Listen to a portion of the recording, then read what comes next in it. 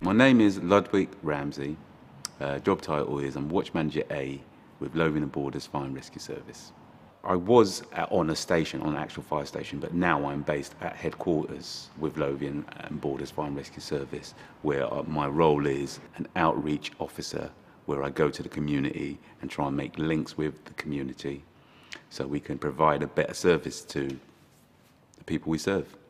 And so, when I was young, the road I lived in, a couple of my friends lived about 5 doors down. Well, they had a fire, and we saw the whole fire develop in front of us, and they couldn't get out.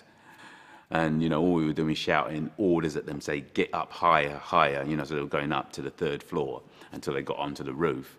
But when the fire service turned up, they did such a good job, it just left an impression on me that I thought, yeah, that's the type of job I would like to do, because, being in a situation where you're helpless to being in a situation where you can help people was, where I wanted to be. I went on to take A-levels, but I didn't complete them because I applied to join the RAF Fire Service. So I joined the RAF Fire Service and did a few years, about 5-6 years with RAF. I thought I was prepared because I did do a little bit of time in the Air Cadets. So I knew a lot about the RAF before I actually joined. But when I joined the RAF, I did face a lot of racism, and that's one of the things which really I wasn't prepared for, and really had a detrimental effect on me and most of my life, the rest of my life really. I've never come up against it before, and I came obviously pockets of racism when I was growing up because I was growing up in London. But what I didn't face was when I joined the RAF, the system being against you as a black person in the forces.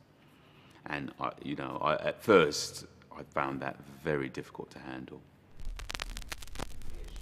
Well, I mean, it was frustrating, but at the same time, where I was at RAF Odium, where I spent most of my time in the RAF, and we had a number of black individuals there. They weren't the same as me, firefighters. They were in different careers, but they were suffering in the same way.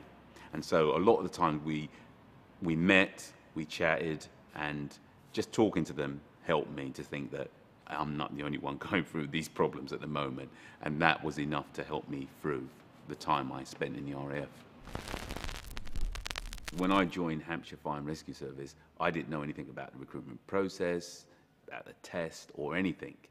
But because I did the time in the RAF, that helped me so much. Because one of the tests was hose running. When I was in the RAF, the corporal who, used to give me all the grief and all the problems, one of the things he used to do was like punishment drills. We used to run out hose all morning. So when I had to go and do the test, and they said, right, you've got to run out 10 lengths of hose, I'd done mine, and everybody else had only even done half of theirs, but 10 for me was nothing. So that helped me in that way. I think you'd be proud of where I am now, and especially as when I was growing up, if you were black, you couldn't get into that profession. It was a very difficult profession to get into. And actually making it through these barriers at the time I did